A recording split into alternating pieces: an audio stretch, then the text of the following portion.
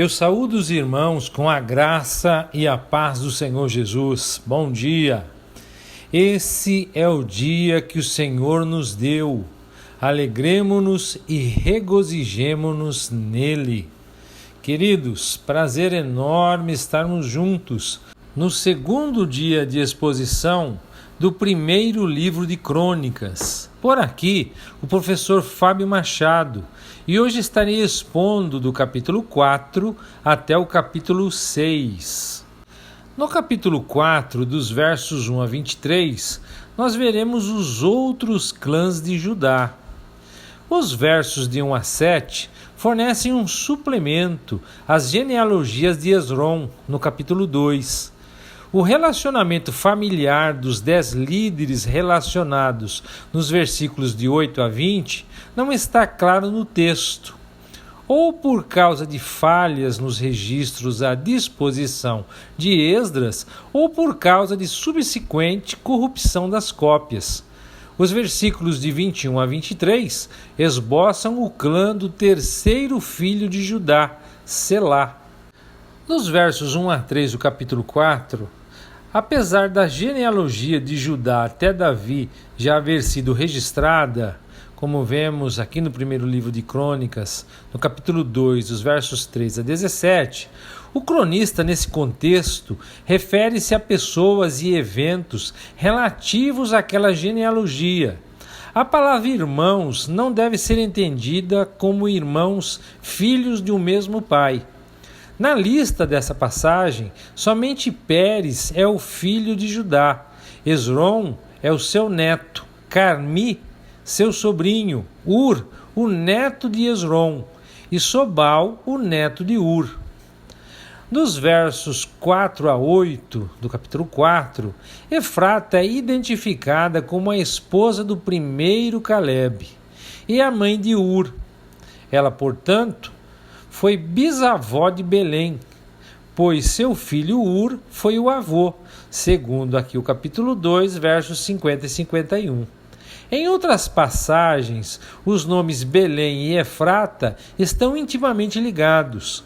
Quando Jacó estava a caminho de Manre, sua esposa Raquel faleceu perto de Efrata, identificada também como Belém, lá em Gênesis, no capítulo 35, verso 19. Em Rute, no capítulo 4, verso 11, Efrata e a cidade de Belém são sinônimas. Em Miqueias, capítulo 5, verso 2, o local de nascimento do Messias é predito: Belém, Efrata. Dos versos 9 a 12, como Jabes é mencionado no contexto da genealogia de Judá, ele provavelmente fez parte desta tribo. No entanto, a ligação que tinha com ela é desconhecida. Jabes pode também se referir ao homem que fundou um lugar de mesmo nome, o qual, no capítulo 2 aqui de 1 Crônicas, verso 55, é tido como lar de famílias de escribas. Nesta passagem, ele é honrado pelo seu desejo de estender o território dado a ele por Deus. Ainda mais nobre foi o seu desejo de não causar dor a outros, embora seu nome tivesse o seguinte significado: ele causará dor. Apesar de seu nascimento ter provocado dor à sua mãe, a vida de Jabes foi uma fonte de bênçãos para outros, pois Deus lhe concedeu o que havia pedido. No verso 13, Otoniel foi o primeiro dos juízes de Israel e foi o genro do segundo Caleb, o amigo e colega de Josué. Nos versos 14 e 15 do capítulo 4, Kenaz foi o nome do pai de Otoniel e do irmão de Caleb, filho de Jefoné, assim como também do neto de Caleb. Otoniel casara-se com a sua prima de primeiro grau, Axa, uma prática comum no Antigo Testamento, como Abraão e Sara, em Gênesis 11, verso 29, a qual não era proibida pela lei de Moisés. Nos versos 16 a 18, nessa notável passagem, o cronista identifica a esposa de Mered, filho de Esra, como Bitia, filha de Faraó. É impossível, entretanto, precisar qual seria esse faraó do Egito ou como esse casamento se fez possível.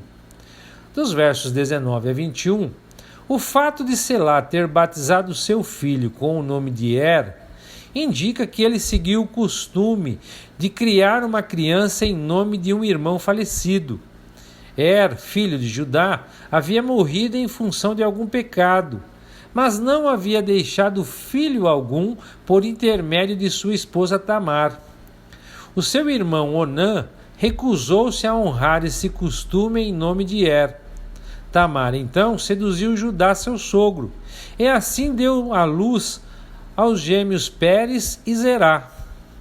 Selá, o terceiro filho de Judá, aparentemente honrou seu irmão mais velho, acolhendo a viúva Tamar como sua esposa, bem como um filho, em nome de No verso 22, o cronista deixa claro nesta passagem que sua documentação fundamentou-se em textos antigos, até mesmo para os dias do próprio autor. Havia céticos que questionavam a precisão das genealogias. Nos versos de 24 a 43 do capítulo 4, Simeão com Levi foram dispersos entre as tribos por causa do massacre de Siquém. Especificamente, Simeão herdou o extremo sudoeste da Palestina e praticamente incorporou-se a Judá. Depois da divisão do reino, contudo, elementos de Simeão foram para o norte, ou pelo menos adoraram suas práticas religiosas, e foram contados com as 10 tribos do norte. Outros passaram a viver como nômades em lugares isolados, dos quais se apossavam, sendo exemplos as 2 migrações observadas nos versos de 34 a 41 e 42 e 43. Nos versos 23 e 24, a genealogia de Simeão é a próxima, pois os simeonitas não eram muito numerosos e não tinham terras em seu nome. Eles se estabeleceram no território de Judá e sua genealogia se atém a dele. Nos versos 25 a 37, como a tribo de Simeão era pequena e se estabelecera no território de Judá, a tribo perdeu a identidade e foi considerada como uma parte de Judá quando Davi se tornou rei. Dos versos 38 a 41, o relato dos simeonitas é interessante. Algumas de suas famílias aumentaram tanto que não tinham pasto para seus rebanhos. Alguns foram então a Guedor e encontraram pasto farto e sossego. Esta era uma área vizinha ao Egito, possivelmente a mesma que Gerar. Então os de Cã, que eram egípcios, haviam vivido ali outrora, mas foram substituídos pelos Meunitas, uma tribo de Edom. Então, os simeonitas expulsaram esse povo nos dias de Ezequias. Nos versos 42 e 43, o texto diz que os simeonitas perseguiram os amalequitas até o monte Seir, ou Edom, até o dia de hoje. Ou seja, até o dia em que o primeiro livro de Crônicas estava sendo escrito. Os simeonitas haviam habitado Edom desde a época de Ezequias. No capítulo 5, dos versos 1 a 26, nós vamos falar das tribos da Transjordânia. Justamente antes da conquista de Canaã, Israel foi forçado a travar batalha com as nações a leste do Jordão. Depois de derrotá-las, Moisés concedeu seus territórios às tribos de Ruben e Gade e à meia tribo de Manassés.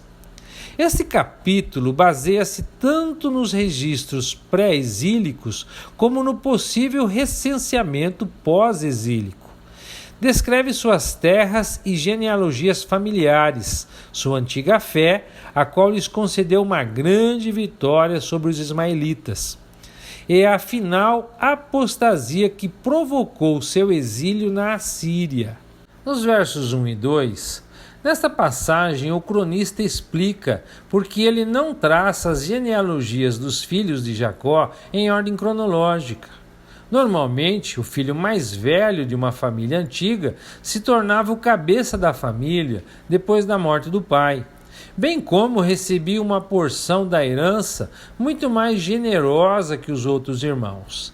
Mas Rúben, o primogênito de Jacó, havia se deitado com a concubina de seu pai, talvez esperando garantir seus direitos. Por causa desse abominável ato, ele perdeu sua primogenitura. Jacó abençoou os filhos de José, Efraim e Manassés, transmitindo assim a primogenitura a José e aos seus filhos. A prerrogativa concedida a José não dava a ele, entretanto, o direito de governar as tribos e a nação. Esse privilégio foi dado a Judá. Judá foi poderoso. Deus voluntariamente escolheu-a como a tribo por meio da qual seu rei e libertador messiânico viria. O príncipe de Judá foi Davi e a sua dinastia, um fato bem conhecido pelos antigos israelitas. Nos versos 3 a 6 do capítulo 5, novamente a genealogia é projetada para um tempo posterior, a parte da deportação israelita feita pelo rei da Síria, Tiglat-Pileser, que reinou de 745 a 727 a.C. Apesar de a tribo de Rúben ter quase desaparecido por completo do registro histórico na época da monarquia, ainda havia indivíduos que se identificavam como rubenitas, como se observa nessa passagem. Dos versos 7 a 9, parte da razão da ausência de Rúben no registro histórico está na necessidade que a tribo teve de buscar terras com mais pasto para seus animais. Os rubenitas foram até o deserto a leste, mais especificamente até o rio Eufrates. Por isso, foram os primeiros a serem deportados pelos assírios. No verso 10 do capítulo 5, os agarenos mencionados aqui eram, sem dúvida, descendentes de Agar por meio de Ismael. Eles eram nômades que vagaram pelas terras desérticas do território transjordaniano. No verso 11, Gade habitou próximo a Rúben e a meia tribo de Manassés. Gade foi uma das tribos que buscaram a permissão de Moisés para acampar a leste do Jordão em vez de a oeste.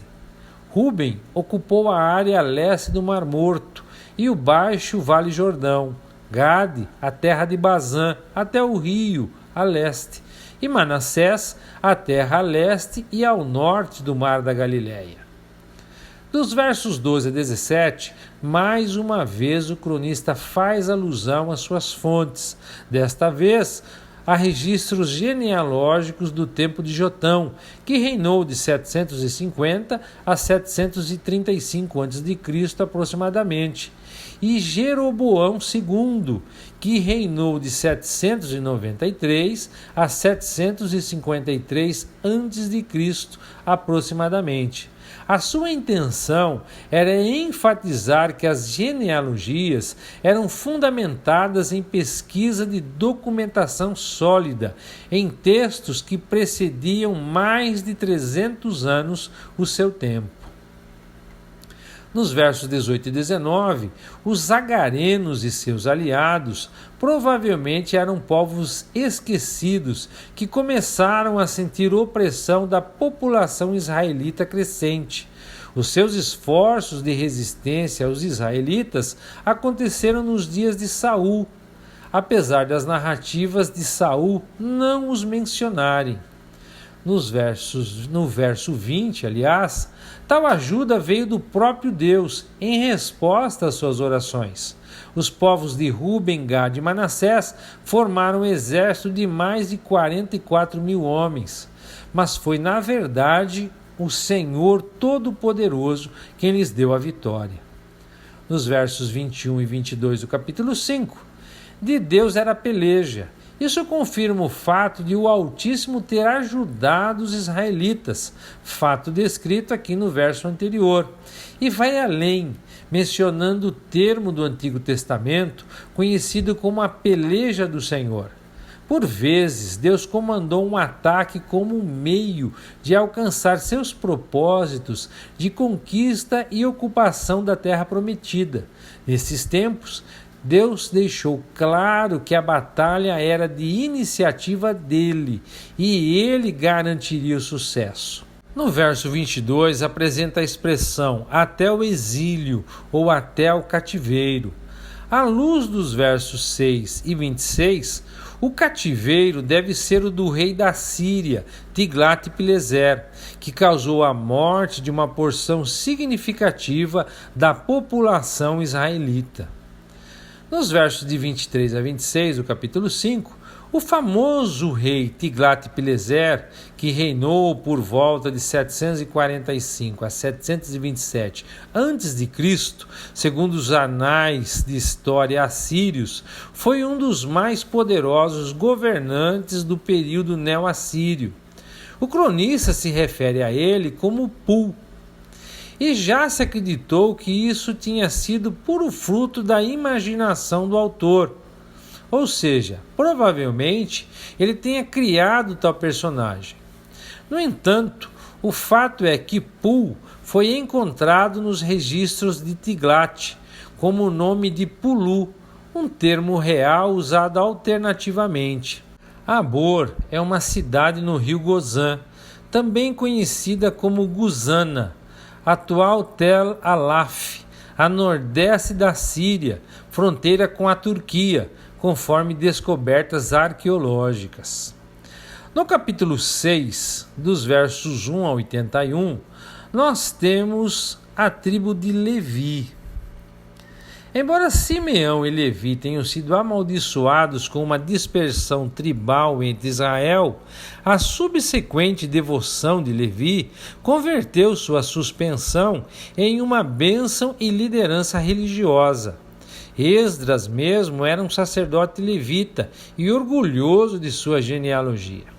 E a comunidade pós-exílica centralizava-se ao redor do trabalho da tribo de Levi.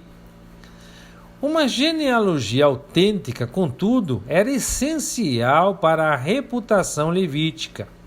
Eis o significado deste capítulo. Ele amplia a família de Levi mais do que o registro lá em Gênesis, capítulo 46, verso 11. E inclui a linhagem do sumo sacerdócio, os 3 clãs de Levi, os cantores levitas e os territórios esparsos destinados a Levi. No verso 1, todas as pessoas envolvidas com o ministério no tabernáculo ou no templo tinham de ser membros da tribo de Levi. O próprio Arão era um levita, e desde o início de seu ministério, seus descendentes foram designados como os únicos que podiam servir como sacerdotes. Mais tarde, os levitas foram especialmente separados para servirem subsidiando os sacerdotes no tabernáculo. Vemos isso em Números, capítulo 18, versos 1 a 7. Qualquer pessoa que desejasse servir no templo precisava estabelecer suas credenciais levíticas. Essa genealogia foi designada para que, pelo menos em parte, fosse ao encontro dessa necessidade. No verso 2 nós temos Coate. Esse filho de Levi foi conhecido pelo seu ofício de sacerdote. A partir de então, todo sacerdote tinha de ser levita, mas nem todo levita podia tornar-se sacerdote. A relativamente curta lista de sumos sacerdotes que se segue não pode ser completa para os cerca de 860 anos entre o Êxodo e a queda de Jerusalém. Ele não inclui os descendentes de Itamar, que ocuparam a posição durante os últimos juízos e o começo do reino. Nos versos 3 e 4 do capítulo 6, a começar por Eleazar, a genealogia traça a linhagem dos sumos sacerdotes por intermédio de Jeozadaque, o sacerdote que adentrou o exílio babilônico com o seu povo. Incluindo Eleazar e Jeozadaque, houve pelo menos 22 sumos sacerdotes sem quebra sequencial. Outra linhagem de sacerdotes começou com Itamar, incluindo Eli, Aimeleque e Abiatar. Nos dias de Davi, o serviço sacerdotal era dividido entre os sacerdotes Eleazar e Itamar, com o primeiro servindo por 2/3 do tempo e o segundo por 1/3, por causa da diferença entre o número de seus filhos. Salomão rejeitou o sacerdócio dos descendentes de Itamar, reservando a honra do sacerdócio somente aos sacerdotes descendentes de Eleazar. Dos versos 5 a 8, nós temos Zadok. Esse sacerdote, que não é a mesma pessoa que está no verso 12, foi o selecionado por Davi para servir com Aimeleque, filho de Abiatar, como sumo sacerdote. Mais tarde, Zadok se tornou o único sumo sacerdote em função de Abiatar ter se voltado contra Salomão. Nos versos 9 e 10 do capítulo 6, a informação de que esse Azarias ministrou no templo de Salomão já distingue esse sacerdote de seu avô de mesmo nome. Nos versos 11 a 14 do capítulo 6, nós temos Jeozadaque. Este último sacerdote da lista foi levado ao exílio babilônico, verso 15. Ele foi o pai de Josué, o sacerdote que retornou da Babilônia com Zorobabel para reconstruir o templo e restabelecer a comunidade judaica. Nos versos de 15 a 17, nós temos Gerson. O propósito desta genealogia foi listar a principal prole dos filhos de Levi, que não foram sacerdotes, mas levitas comuns. Dos versos 18 a 21, Arão foi o pai de Arão e de toda a linhagem dos sumos sacerdotes. Todos os outros tinham de traçar a sua linhagem até Coate, por intermédio dos seus outros filhos, Izar, Hebron e Uziel. Os descendentes de Levi, que não eram filhos de Coate, não podiam de maneira alguma ser sacerdotes. No verso 22, Aminadab é outro nome para Izar, que também aparece como pai de Corá. No verso de 23 a 27 do capítulo 6, o levita Eucana foi ancestral de Samuel, o profeta. A sua linhagem, aqui constituída de Zofai, Naate, Eliabe, Jeroão e Eucana, aparece também lá no primeiro livro de Samuel, capítulo 1, verso 1, como Zuf, Tohu, Eliú, Jeroão e Eucana. Uma genealogia paralela aparece aqui no capítulo 6, versos 34 e 35, e aparece na seguinte ordem: Eucana, Zuf, Toá, Eliel, Jeroão e Eucana. Estes nomes podem apresentar-se de diferentes formas, mas isso não tira a historicidade de tais indivíduos. Naate foi um ancestral de Samuel e também é conhecido como Toá ou Tou. Nos versos 28 a 32, os ancestrais de Samuel são também conhecidos como efraiminitas. Apesar de Samuel ter sido um efraiminita em virtude de ter residido em Ramataim Zofim, uma cidade do território da tribo de Efraim, esta genealogia deixa claro que ele foi, na verdade, um levita. Isso explica porque ele pôde ser treinado no tabernáculo perante o sacerdote Eli, e mais tarde servir em cultos públicos que incluíam sacrifícios. Nos versos 33 a 47 do capítulo 6, os musicistas do templo também eram levitas e dividiam-se em 3 grupos, de acordo com a descendência, visto que Levi teve 3 filhos. Os coatitas, nos tempos de Davi, eram liderados por Emã, neto de Samuel, os gersonitas por Asaf e os meraritas por Etã. Etã era também conhecido como Gedutum. Uma análise rápida das genealogias dos 3 líderes levíticos revela que as listas são seletivas, com muitos nomes sendo omitidos, particularmente na linhagem de Asaf e Etã. Os versos 48 e 49, em contraste com os levitas aqui listados, Arão e seus descendentes tinham o privilégio e a responsabilidade de exercerem o ofício sumo sacerdotal. O que os separava dos outros levitas era o seu acesso ao altar do holocausto e ao altar do incenso, e seu serviço de fazer expiação por Israel. Os levitas podiam auxiliar nesse ministério, bem como oficiar sacrifícios locais. Veja as ações do levita Samuel, por exemplo. Entretanto, somente os sacerdotes da linhagem de Arão podiam apresentar sacrifícios no tabernáculo ou no templo. Dos versos 50 a 53, nós temos os filhos de Arão. A genealogia da passagem dos versos 50 a 53 é a mesma que se encontra nos versos de 4 a 8, mas essa lista acaba em Aimás. Esta lista cita a linhagem de Arão somente até a época de Davi. Zadok e Aimás foram os últimos sacerdotes da linhagem de Eleazar, sob a administração de Davi. No verso 54, o restante do capítulo descreve a distribuição das cidades e dos arrebaldes aos sacerdotes, ao restante dos coatitas, aos gersonitas e aos meraritas.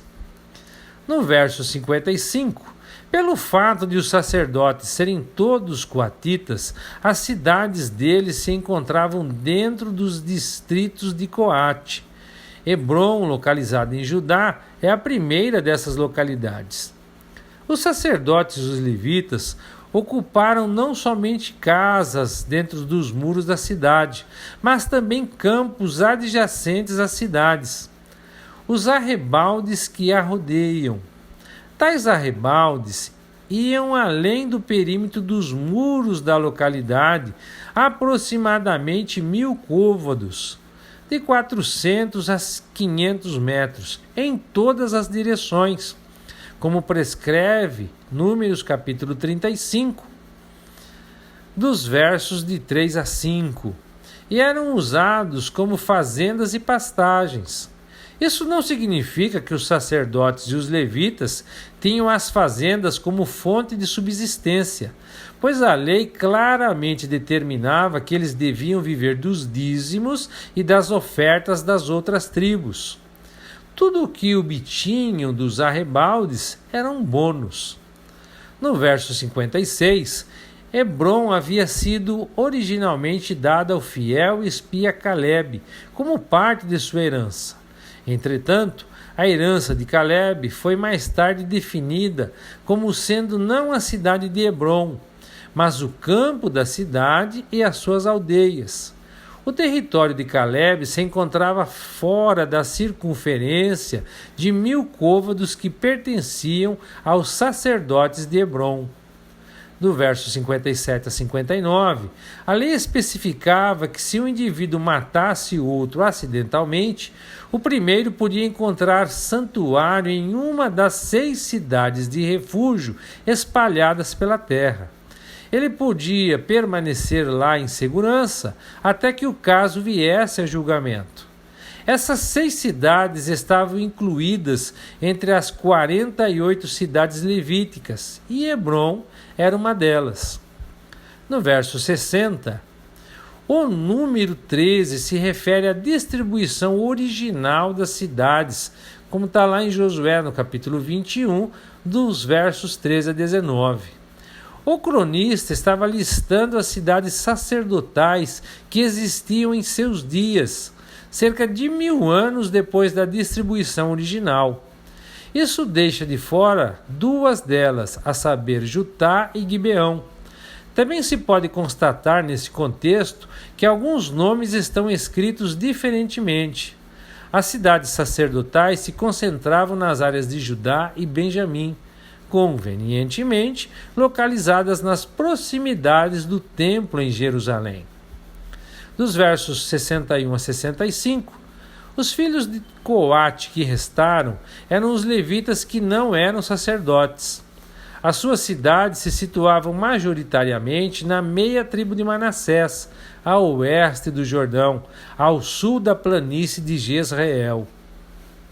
No verso 66, começando aqui, há uma continuação da descrição das cidades coatitas não sacerdotais a partir do verso 61. Algumas delas se localizavam em Efraim, com Manassés ao norte e Benjamim ao sul. Dos versos 66 a 70 do capítulo 6, assim como Hebrom, Siquém era tanto uma cidade levítica quanto uma localidade de refúgio. Siquém tinha especial significância em Israel, pois foi o lugar onde o primeiro altar de Abraão foi erguido em Canaã, segundo Gênesis capítulo 12, versos 6 e 7, e onde Jacó comprou um terreno, além de ter sido a primeira capital do Reino do Norte. Dos versos 71 ao 75 do capítulo 6, as áreas tribais que continham as cidades dos levitas gersonitas eram ao leste de Manassés, Issacar ao noroeste de Manassés, Azer na costa mediterrânea ao norte do Monte Carmelo e Naftali a oeste e ao norte do Mar da Galileia. Golã, essa cidade em Bazã, ao leste do Jordão, era também um local de refúgio. No verso 76, Quedes foi outra das 6 localidades de refúgio. Era a que se localizava mais ao norte das 3, ao oeste do Jordão. No verso 77, a terceira ordem levítica, a de Merari, ocupou cidades em Zebulon, Ruben, que se encontrava ao leste do Mar Morto, e Gade, ao leste do Jordão, do Mar Morto até o Mar da Galileia. Nos versos 78 e 79, Bezer também foi uma cidade de refúgio. Encontrava-se no extremo sul das cidades ao leste do Jordão. Nos versos 80 e 81 do capítulo 6, outra localidade de refúgio foi Ramote, em Gileade. Ficava imediatamente ao leste do Jordão. Desta forma, as cidades de refúgio se distribuíam pela terra, de maneira que qualquer israelita estaria a poucos quilômetros de distância de uma delas. Todas as 6 cidades de refúgio foram dadas aos levitas, sendo que Hebrom foi dada aos sacerdotes. Esses locais de refúgio se distribuíam desta forma porque os sacerdotes e os levitas tinham responsabilidades jurídicas em casos que envolvessem homicídios acidentais. E assim, meus irmãos, concluímos a exposição de hoje. E eu gostaria de considerar com os irmãos 2 clamores que me chamaram a atenção. Um no capítulo 4, a oração de Jabes, e no capítulo 5, o clamor do exército dos Rubenitas, Gaditas e da meia tribo de Manassés. E ambas foram ouvidas e atendidas por Deus. Vivemos dias muito difíceis, onde o individualismo anda em alta, onde a independência e a autonomia são vistas como coisas desejáveis e objetivo de vida para muitos. E, infelizmente, esses valores entraram nas mentes dos crentes. Mas precisamos voltar aos princípios rudimentares da vida cristã, a humildade e a dependência de Deus.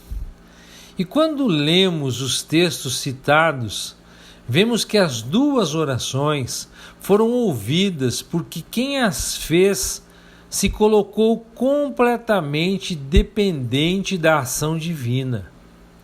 Precisamos conhecer por experiência vivida, por experimentação, o cuidado e a providência de Deus e compreender a orientação de Pedro lá no capítulo 5 da primeira carta, onde ele diz: lançando sobre ele toda a vossa ansiedade, porque ele tem cuidado de vós.